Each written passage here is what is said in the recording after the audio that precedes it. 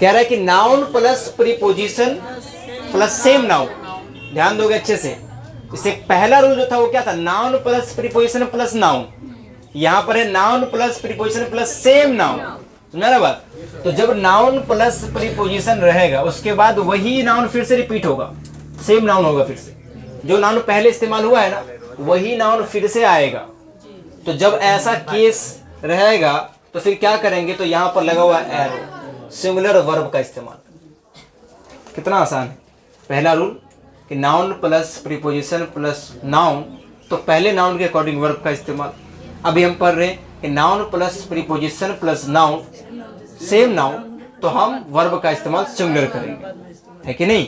तो यहां पर देखो क्वेश्चन में क्या है, silent silent, you are very close to me so you must be quite. यहां देखो क्या है, city after city dash destroyed. अब यहां हम देख रहे हैं कि सिटी एक नाउन है, ये आफ्टर प्रीपोजिशन है, और यहां सिटी सेम नाउन है। तो इस प्रीपोजिशन के बाद ये नाउन रिपीट हुआ है। तो जब नाउन के बाद प्रीपोजिशन और फिर से वही नाउन रहेगा तो वर्ब क्या करेंगे, सिंगुलर करेंगे। यहां लिखा हुआ है सिंगुलर। अगर ऐसा केस रहे तो कैसा वर्ब, सिंगुलर वर्ब। समझा बात? ठीक। तो यहां पर हमें सिंगुलर करना है। अब बताओ सिंगुलर कैसा होता है, ऐसा। इसको हटा दे कि रहने दे, हटा दे, इसको भी हटा दें, ठीक। अब बचा हैज और वाज। अब बताओ कि हैज और वाज में से क्या होगा, तुम ही लोग बताओ। वाज होगा, हैज क्यों नहीं होगा?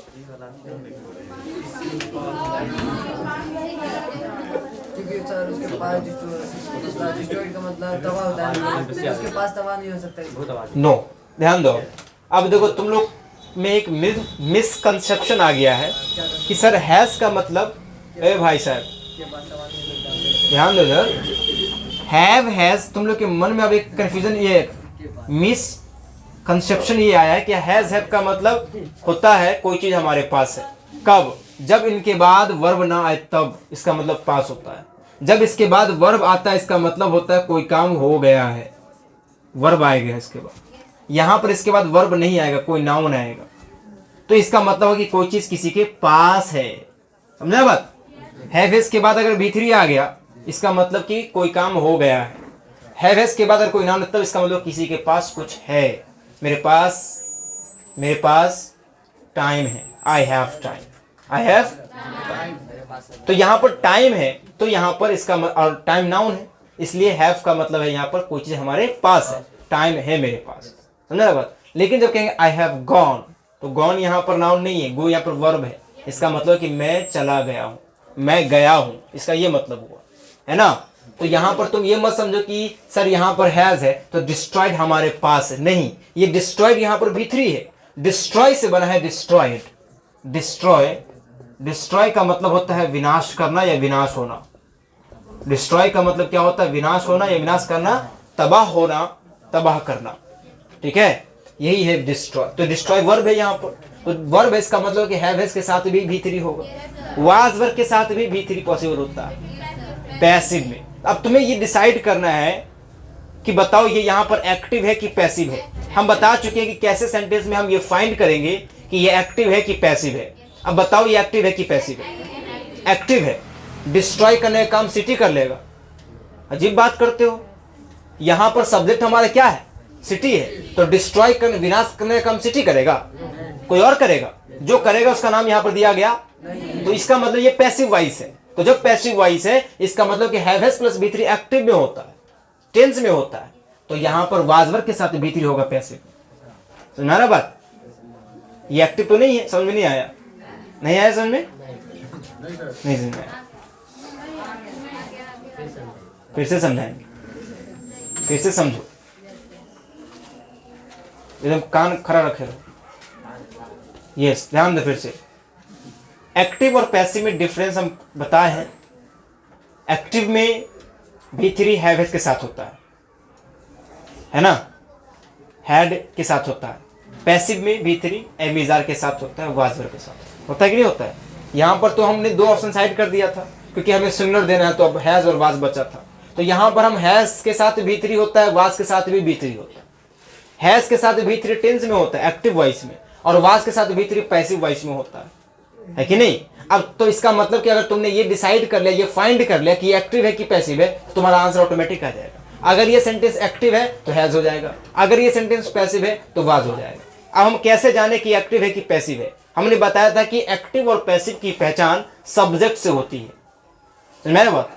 अगर हम एक्टिव और पैसिव सेंटेंस को समझना चाहे तो हमें क्या समझना पड़ेगा? सब्जेक्ट। सब्जेक्ट इसका सिटी है। अब यहाँ डिस्ट्रॉय, विनाश करना है, तबाह करना। ये तबाह करने का काम सिटी करेगा क्या? तबाह करना काम है तो ये काम कोई और करेगा, जो करेगा उसका नाम यहाँ पर दिया गया। तो जब यहाँ पर जो काम करने वाला असली सब्जेक्ट ना हो, नकली सब्जेक्ट हो, नॉन डूअर सब्जेक्ट हो, हम बताए थे नॉन डूअर काम करने वाला नहीं, नौ से नॉन डूअर, नौ से नकली, नकली रहेगा पैसिव वॉइस। तो पैसिव वॉइस से तो इसका मतलब कि हैव हैज तो एक्टिव में होता है, पैसिव में क्या होगा? वाज वर्ब प्लस V3 होता है। और हमने इसका हम स्ट्रक्चर भी लिखा दिए थे उस दिन कि जाके इसको अच्छे से पढ़ लोगे तो समझ में ज्यादा आएगा।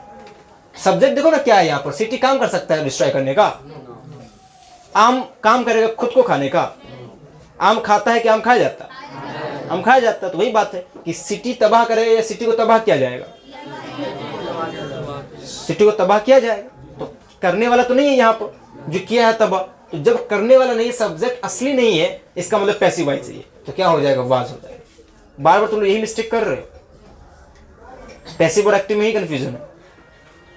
नहीं, यहां देखो आप, one man after another man dash shot dead, एक के बाद एक आदमी, इसका ये मतलब होता है वन मैन आफ्टर अनदर, या सिटी आफ्टर सिटी, शहर का शहर नाश हो गया, विनाश हो गया, शहर का शहर कहते हैं ना, गांव का गांव, विलेज आफ्टर विलेज, तो इस तरह से कहते हैं, है ना। और यहां पर after another, one man after another, एक के बाद एक आदमी गोली से मार दिया, है ना, एक के बाद एक आदमी को गोली से मार दिया। तो यहां पर तुम लोग अगर आंसर नहीं दे पाए, तुम लोग को भी गोली से उड़ा देंगे, समझ जाओ। वन आफ्टर अनदर, एक के बाद एक। हैव, हैज, वाज, वर, बताओ क्या होगा? पहले बताओ कि सिंगुलर होगा कि प्लुरल होगा? सिंगुलर। तो प्लुरल वाला हटा देते हैं, बिना एस वाला प्लुरल होता है, हटा दिए। अब बचा दो, हैज और वाज। अब यहां पर गोली मारा गया ना, शॉट डेड है, वहां पर गोली मारा गया है ना, तो यहां पर क्या हो जाएगा? Passive voice. मारने वाला का नाम यहां पर नहीं है, तो इसलिए क्या हो जाएगा? पैसिव। तो वाज हो जाएगा, वाज शॉट डेड। ठीक है, तो बस आज के लिए इतना ही। मिलेंगे आप नेक्स्ट वीडियो में रोल नंबर 7 के साथ। तब तक के लिए bye bye, have a great day.